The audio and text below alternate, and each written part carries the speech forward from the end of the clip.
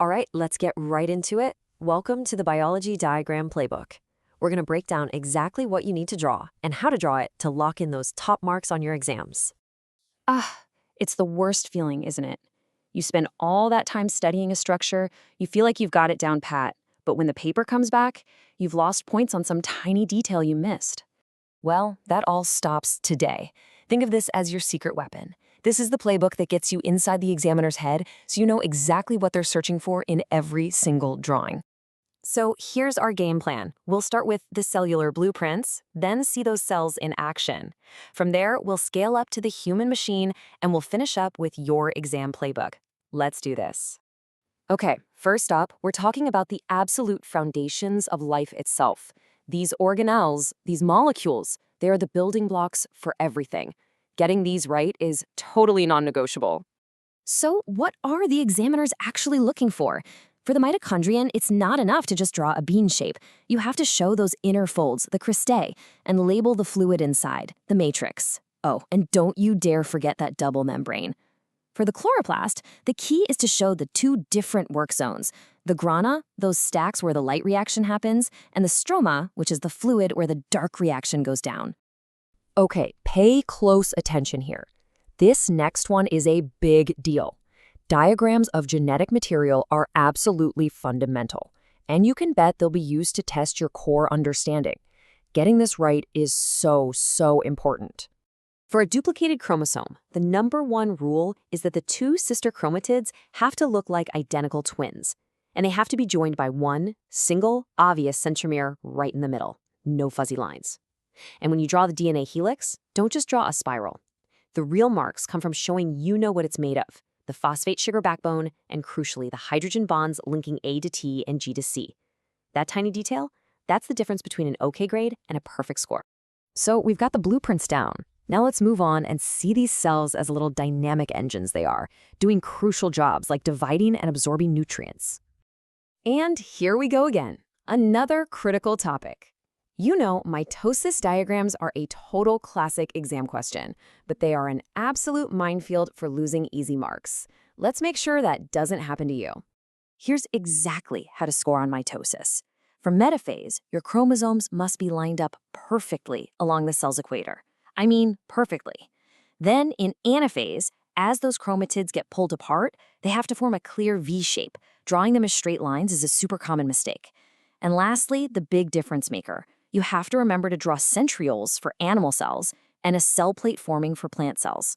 Now, when you're drawing a root hair cell, especially if you have to show plasmolysis, you know, when the cell loses water and shrinks, there's one detail that matters more than anything else.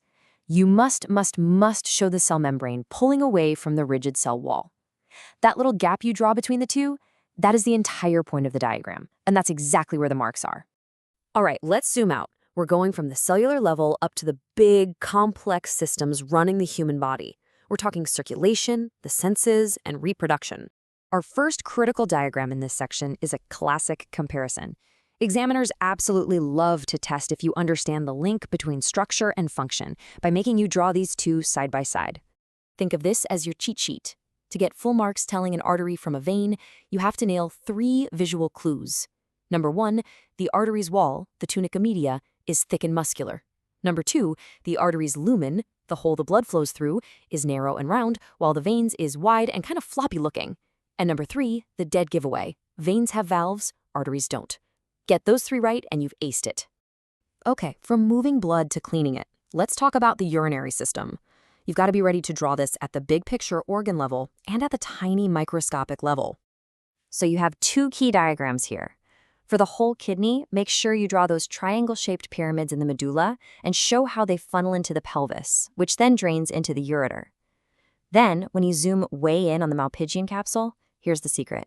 The afferent arteriole, the one bringing blood in, has to be drawn wider than the efferent arteriole taking blood out. That difference in size is how you show you understand how pressure filtration works.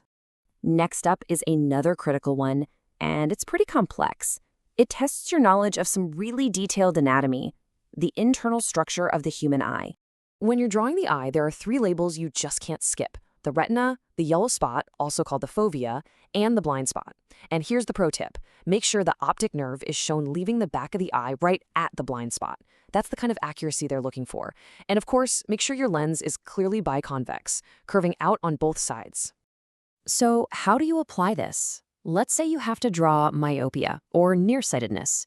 Your diagram has to clearly show the light rays coming to a focus point before they actually hit the retina at the back of the eye. That's it. That's the whole problem you need to show. And now for the fix. You draw a concave lens in front of the eye. Your diagram then needs to show how that lens spreads the light out just enough so that when the eye's own lens refocuses it, the light lands perfectly on the retina. Showing that shift in the focal point is how you get all the marks. And for our final critical topic, we're going right back to the very beginning of life itself. These diagrams are all about labeling the parts that are essential for reproduction. For the human sperm, it's a 3-part checklist. You have to label the acrosome at the tip, the middle piece, which is packed with mitochondria for energy, and of course the tail. For the ovum, or egg cell, the 2 must-haves are the large nucleus and that protective outer layer, the zona pellucida. Get those right and you're golden. Okay, let's wrap all this up. Beyond any one diagram, there's a golden rule for everything you draw. Presentation is huge. Always use a sharp, dark pencil. Your lines should be clean and confident. And always put a title in block letters and underlined right below your drawing. It just looks professional. And trust me, you want to make the examiner's job as easy as possible.